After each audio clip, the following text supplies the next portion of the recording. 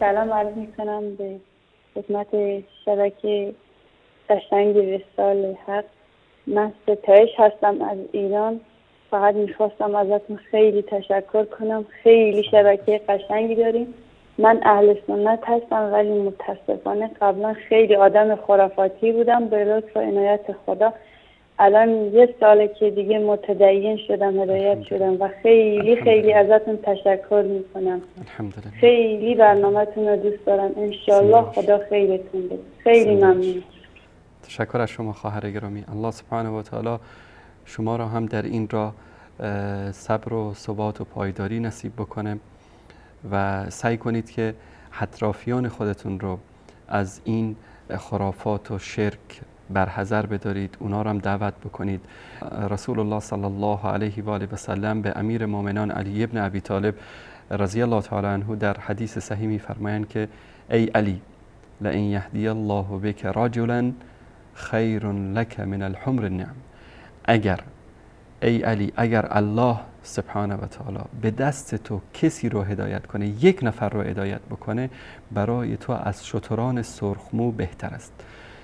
چرا شتران سرخمو رو پیامبر صلی الله علیه و سلم در اون زمان مثال آوردن؟ چون گرانترین، نایابترین و پرکارترین شتر در اون زمان شترهای سرخمویی بود که در جزیره العرب معروف است. همین الانم قیمت این شترها شاید باورتون نشه به $100,000 هم میرسه یک شتر، به 200,000 300,000 دلار هم میرسه یک شتر.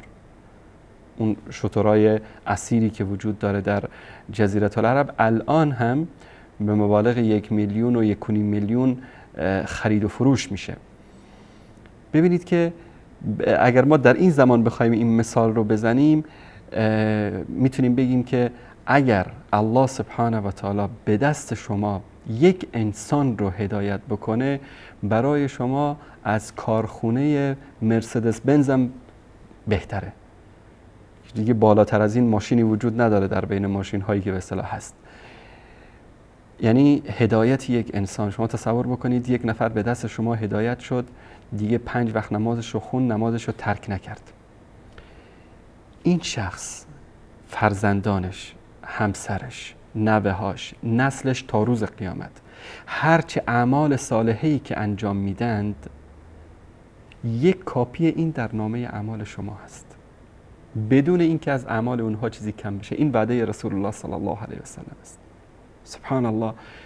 1 نسل، 1 نفر هدایت میشه، تا روز قیامت این 1 نفر شاید تبدیل به 2 میلیون 3 میلیون تا که قیامت، یعنی الله سبحانه و تعالی مدتش رو میدونه، شاید به 1 میلیارد هم برسه.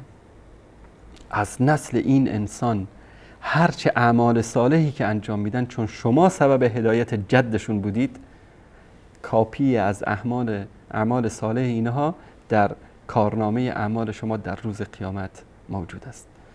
جالب است که در روز قیامت حاضر بشید در پیشگاه الله سبحانه و تعالی و کوههای از حسنات در نامه اعمال شما هست.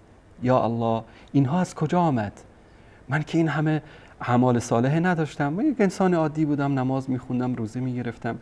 بقیه رو نگاه میکنه که اعمالشون یعنی به اندازه این عمر کردن، مثل این انسان بودن، اعمال این شخص از اونها بیشتر هم نیست، اما اونها فقط همون اعمالی که خودشون انجام دادن و این کوههایی از حسنات رو الله سبحانه و تعالی در میزان اعمالش قرار میده. به خاطر چی؟ به خاطر اینکه سبب هدایت 1 انسان بوده، 2 انسان. چه برسه کسانی هستن از دعوتگران امروز، شیخ یوسف استیس از آمریکا، شیخ سمید مثلا از کویت، که میلیون ها نفر به دست اینها هدایت شدن. نه 1 نفر، نه 2 نفر، میلیون ها نفر.